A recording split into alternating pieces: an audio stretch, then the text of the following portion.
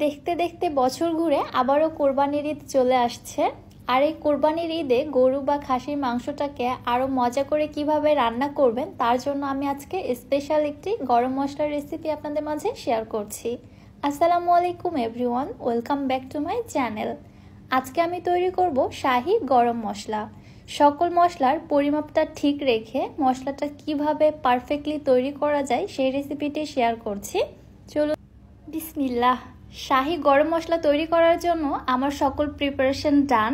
দেখতেই পাচ্ছেন এখানে আমি সকল মশলাগুলো কিন্তু রেডি করে নিয়েছি। এবার আপনাদের দেখিয়ে দিচ্ছি কোনটা কতটা পরিমাণে নিতে হবে। ফার্স্টে এখানে আমি নিয়ে নিচ্ছি 50 গ্রাম আস্ত ধনিয়া, সাথে নিয়ে নিচ্ছি 50 গ্রাম জিরা। ধনিয়া শুধু ফ্লেভার দিবে, এর মধ্যে কিন্তু কোনো স্পাইস নেই, তবে জিরার মধ্যে স্পাইস ফ্লেভার দুটোই রয়েছে। নিয়ে নিচ্ছি 25 গ্রাম সাদা এলাচ এবং 15 গ্রাম কালো এলাচ। সাদা এলাচের থেকে কালো এলাচটা একটু পরিমাণে কম ব্যবহার করতে হয়। 10 গ্রাম নিচ্ছি সাদা গোলমরিচ, কালো গোলমরিচ নিচ্ছি 20 গ্রাম। সাদা গোলমরিচের তুলনায় কালো গোলমরিচটা পরিমাপে কিন্তু ডাবল ব্যবহার করতে হবে। 10 গ্রাম নিচ্ছি কাবাব চিনি। এটা আমাদের অনেকেরই কিন্তু চিনতে প্রবলেম হয়, এটা অনেকটা দেখতে গোলমরিচের মতো, তবে একটু ডিফারেন্ট রয়েছে। দেখুন এখানে কিন্তু একটি ডাটার মতো রয়েছে। সো আশা করছি কাবাব চিনি আর গোলমরিচটা চিনতে আপনাদের আর কোনো প্রবলেম হবে না। এখানে কিন্তু কাবাব চিনিটাও ব্যবহার করতে হবে। এবারে নিচ্ছি 10 গ্রাম লবঙ্গ।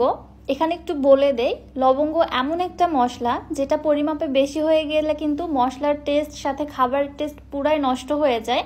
সো লবঙ্গটা একদম বুঝে ব্যবহার করতে হবে, খুবই সামান্য পরিমাণে। এবারে নিচ্ছি 10 গ্রাম শাহি জিরা।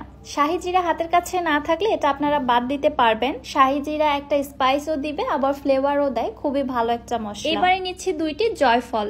জয়ফল কিন্তু খুবই স্ট্রং ফ্লেভার দেয়, সাথে এটা খাবারের টেস্টও বাড়ায়। এটা বেশি পরিমাণে ব্যবহার করা যাবে না। দেখতে পাচ্ছেন আমি এখানে মিডিয়াম সাইজের 2টি জয়ফল নিয়েছি এবং উপরের খোসাটা কিন্তু ফেলে দিয়েছি।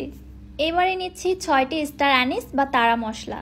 স্টার অ্যানিসও খুবই স্ট্রং ফ্লেভার দেয় মশলার মধ্যে, সেই সাথে খাবারের টেস্টও বাড়ায়। স্টার অ্যানিসও বেশি পরিমাণে ব্যবহার করা যাবে না। এখানে আমি যে মেজারমেন্টগুলো নিয়েছি তার সাথে 6টি স্টার অ্যানিসই কিন্তু এনাফ। এবারে নিচ্ছি 10 গ্রাম জয়ত্রী। জয়ত্রীও কিন্তু খুবই স্ট্রং ফ্লেভার দেয় এবং এটা খাবারের মধ্যে টেস্টও বাড়ায়। সো এটাও কিন্তু আমি 10 গ্রামই নিয়েছি, এর থেকে বেশি নিব না। এবারে নিচ্ছি 15 গ্রাম তেজপাতা। আচ্ছা, তেজপাতাটা কিন্তু আপনারা এর থেকে বেশি পরিমাণেও ব্যবহার করতে পারেন, 40 থেকে 50 গ্রাম পর্যন্ত ব্যবহার করতে পারবেন। আমরা খাবার রান্না করার সময় কিন্তু এক্সট্রা করে তেজপাতা ব্যবহার করে থাকি, যার কারণে আমি এখানে বেশি ব্যবহার করলাম না। এছাড়াও তেজপাতা শুধু ফ্লেভার দেয়, এতে কিন্তু কোনো স্পাইস নেই বা খাবারে স্বাদও বাড়ায় না। এবারে নিচ্ছি 25 গ্রাম দারুচিনি। যারা মশলাটা অনেক বেশি স্পাইসি করতে চাচ্ছেন তারা দারুচিনির পরিমাপটা বাড়িয়ে দিতে পারেন, তবে আমি এখানে 25 গ্রামই ব্যবহার করছি। একটু ভেঙে টুকরো করে নিচ্ছি, এতে করে যেমন ভাজতেও সুবিধা হবে তেমনি ব্লেন্ড করতেও সুবিধা হবে। সবশেষে নিয়ে নিচ্ছি এখানে 20 গ্রামের মতো শুকনা মরিচ। শুকনা মরিচটা অপশনাল, আপনারা চাইলে দিতে পারেন, আবার চাইলে স্কিপ করতে পারবেন। শুকনা মরিচটা জাস্ট স্পাইস বাড়াবে আর কোনো কিছুই না। এবার আমি সবকিছু একটু ভালোভাবে মিশিয়ে নিচ্ছি।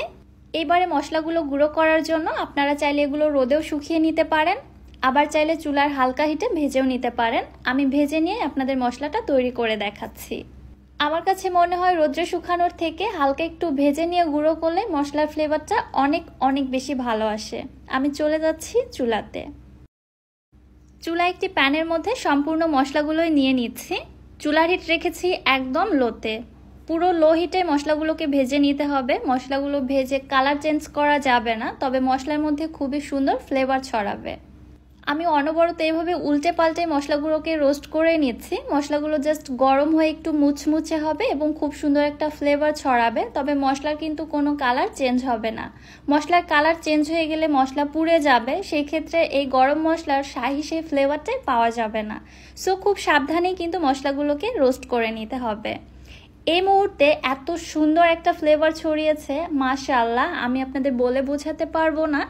সো আমি চুলা থেকে মশলাগুলোকে নামিয়ে একটু ঠান্ডা করে নিচ্ছি, তারপরে ব্লেন্ডারে জারে নিয়ে মশলাগুলোকে আমি ব্লেন্ড করে নিচ্ছি। আমি এখানে কতক্ষণ ভেজে নিয়েছি এই টাইমটা আপনাদের বললাম না, কারণ চুলার হিটের উপর ডিপেন্ড করবে আপনাদের ভেজে নিতে কতটা সময় লাগবে। যখন দেখবেন সকল মশলাগুলো মুচমুচে হয়ে গেছে, সেই সাথে খুবই সুন্দর ফ্লেভার ছড়িয়েছে, তখনই চুলা থেকে নামিয়ে মশলাগুলোকে ব্লেন্ড করে নিতে হবে। আমি থেমে থেমে ব্লেন্ডারটাকে 5 থেকে 6 বার চালিয়ে মশলাগুলোকে গুঁড়ো করে নিয়েছি। প্রায় 3 বার ব্লেন্ড করার পরে দেখুন এই অবস্থা মশলাগুলো। একবারে প্রেসার দেওয়া যাবে না, তাহলে কিন্তু ব্লেন্ডারে জারের ক্ষতি হতে পারে।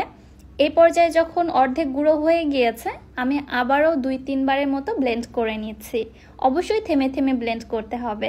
প্রায় 5-6 বার ব্লেন্ড করার পরে মশলাগুলোর এখন এই অবস্থা, দেখতে পাচ্ছেন সম্পূর্ণভাবে গুঁড়ো হয়ে গেছে। এই পর্যায়ে আপনারা মশলাগুলো সংরক্ষণ করে রেখে দিতে পারবেন, তবে আমি একটু চেলে নিচ্ছি। অতিরিক্ত যে বড় টুকরোগুলো থেকে যাবে ওগুলো আবারও ব্লেন্ড করে গুঁড়ো করে নিব, তাহলেই হয়ে যাবে। এই যে দেখতে পাচ্ছেন এখানে মশলার কিছু বড় বড় দানা রয়ে গেছে, এগুলোকে আমি আবারও ব্লেন্ড করে নিব। আর এখানে একদম মিহি পাউডার পেয়ে গেছি। মশলাগুলোর এত সুন্দর ফ্লেভার ছড়িয়েছে, আমি কি বলবো।